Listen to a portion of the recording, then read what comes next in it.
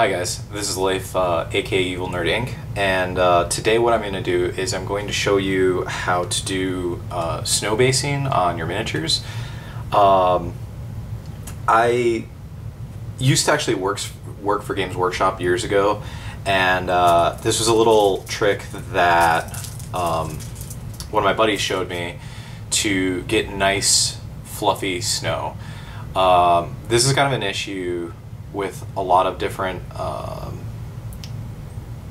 players that they try to get like a snow effect that's going for their bases. They want to go on like they want to make it look as though they're fighting on a snow world and stuff like that, but they have a really difficult time mimicking that effect. And sometimes you'll see it in really nice high quality paint jobs for like Golden Demons and stuff like that, and but most people don't know that it's actually a really simple trick to get some nice snow bases. So basically what I'm going to do is I'm going to show you how to change a base that's already painted, looks something like this, into something more like this.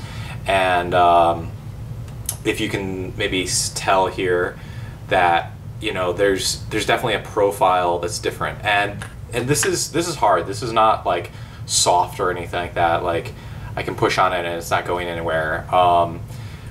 Really all you need for this, I'm going to go over in the video. I'm going to pan down and I'll go over all the elements and show you what it looks like on a couple miniatures that I've actually done that are painted, and kind of show you that effect. So I think that it's a worthwhile thing. I get a lot of questions and it's actually really easy to do, so hopefully this will help you guys out to make your snow bases look much better. Alright guys, I'm going to go over the things that you're going to need to do snow basing. The base materials you're going to need: water just to clean out your brush.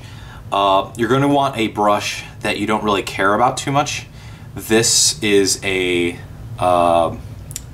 older small dry brush, and I've got other dry brushes that I use more frequently. The reason I say you don't want to use like a nice brush, something that you use very frequently, is that using the PVA glue, it may get jammed up in the bristles and kind of ruin your brush. So if you've got any of those junk brushes that like you've left in the water too long and like they've started to curl, or they're just really frayed out or something like that, that's what you want to use. You want to just use something that's got a little bit more bristles to it. It's a little bit bigger brush, but it's kind of junky. And if you don't have something like that, you can go to any hobby store and get one for like $1. So I'm using something that's a small dry brush. You're gonna need some snow flocking. This one's from Battlefield or the Army Painter series, but you can use GW or Gale Force 9 or literally anybody. It doesn't really make a difference. Some people swear by one brand or another. One thing that will make a difference though is I suggest that you get PVA glue. This one is from Citadel. You don't want to just use regular white glue like Elmer's glue, because it's not quite as thick, and that will make a difference for the end impact. So some sort of PVA glue. It doesn't need to be Games Workshop brand, but a thicker white glue. The nice thing about like these thicker white glues is they will dry completely clear, which can give you some kind of interesting effects with the snow. So I already showed you before, but I'll try and show you again the bases, kind of the before and the after. And then if you take like a look at the profile, I don't know if you can see it or not there, but the snow definitely raises up quite a bit, but it still has a nice soft look to it. So really we're just doing that in a couple of steps. So you're gonna need a base to work on. I'm gonna work on this one. I've got another one. I'm working on a unit of bikes. You obviously need water, and you're gonna need some paper towels to dry your brush when you're done. The last thing you're gonna need is, I suggest using like aluminum foil or tin foil or whatever to work as a disposable palette to do your mixing on. The reason being that once the PVA sets, it's really tough to get off of lots of surfaces, so it's just really easy for cleanup that you can use a little square of this to mix your flocking on and then apply it, and then when you're all done with it, you can just throw this away. I mean, it doesn't cost you maybe a cent or something like that. So I want to show you, I've also just done some of these bases with this same technique, and you can see that the snow kind of sits up quite a bit more. In some areas I had it like lay a little bit flatter, like here, but in the back you can see it's sitting up more.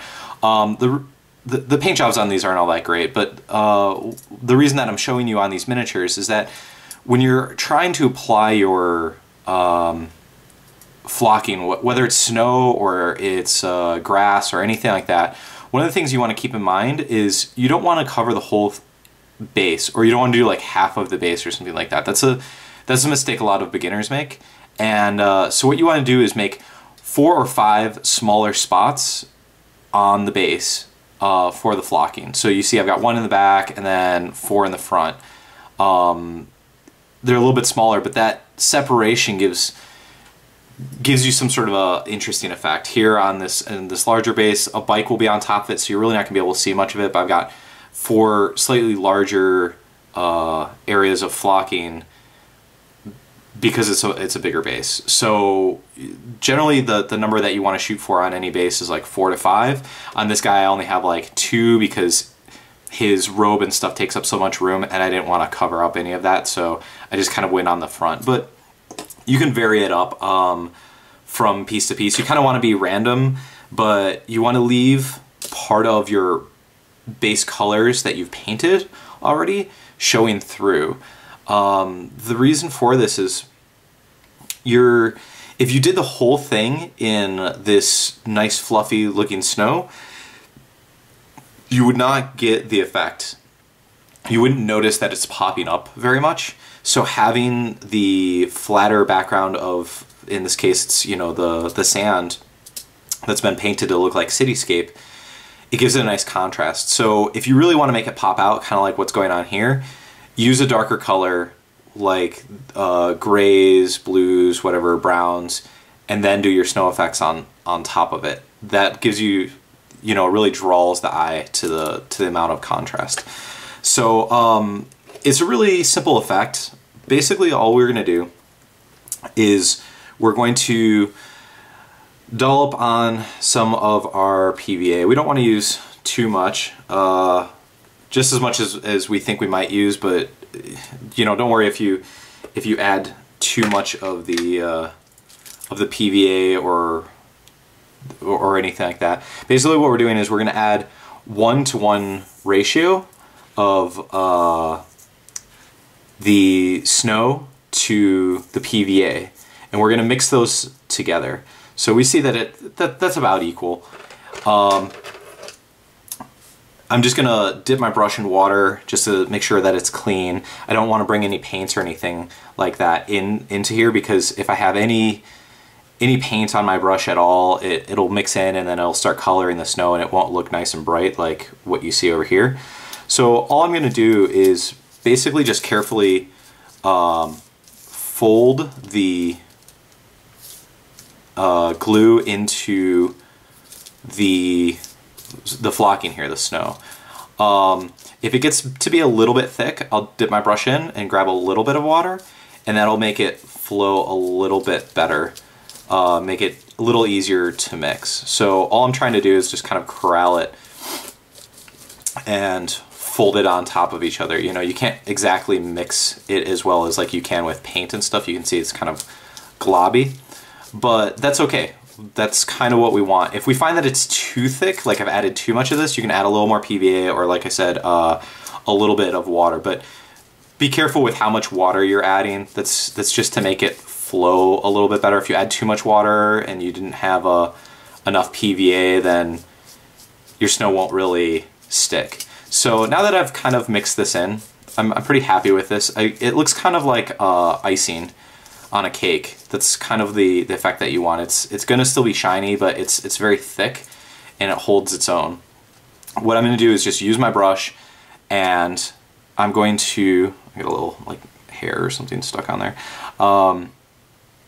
Just pick several spots around I'm not going to touch these holes because that's where the bike is actually going in. It's sticking in there.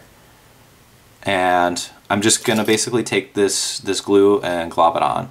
If you're using this type of technique for working on a whole squad, you may want to mix more of the PVA and stuff, but to try and get the whole squad in one shot, but that's not necessarily better because you may find that your PVA and stuff is starting to dry up a bit before you even are really applying it to all of your bases. So just be conscious of that, of how much you're using. Like the amount that I have here is about right, what I showed you, which was maybe the size of like a nickel.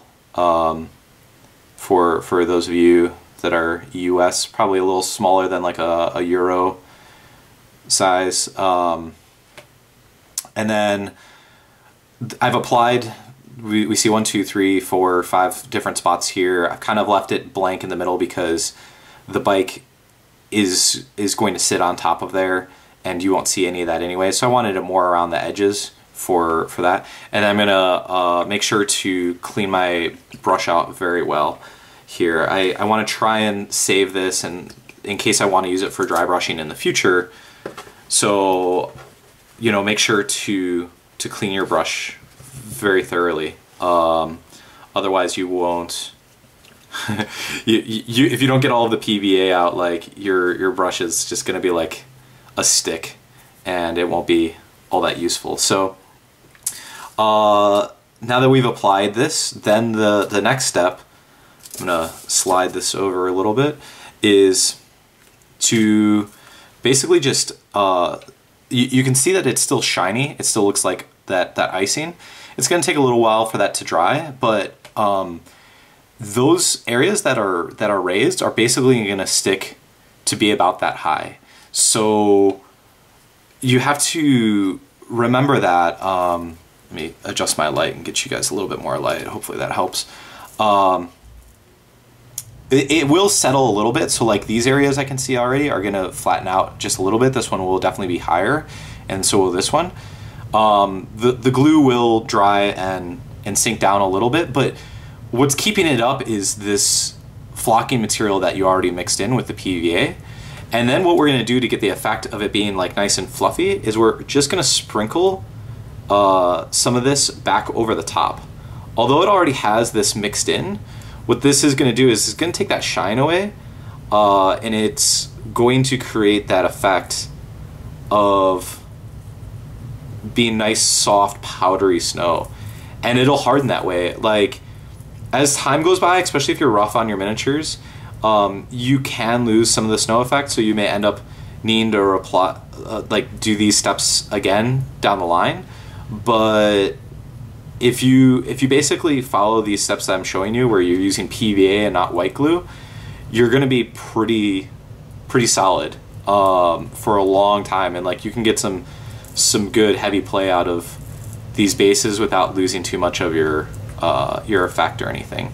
So the last thing that you want to do always whenever you're flocking anything, you'll add it on, maybe give it a minute or two to dry if you like, and then what you want to do is you want to try and knock off the excess. So you just turn it over and tap it a few times with your finger or a paintbrush or something like that, and there you go. You've got a really slick looking addition for snow that looks nice and soft, kind of like maybe it's either spring or it's just coming into winter and you're getting just little patches of snow and stuff.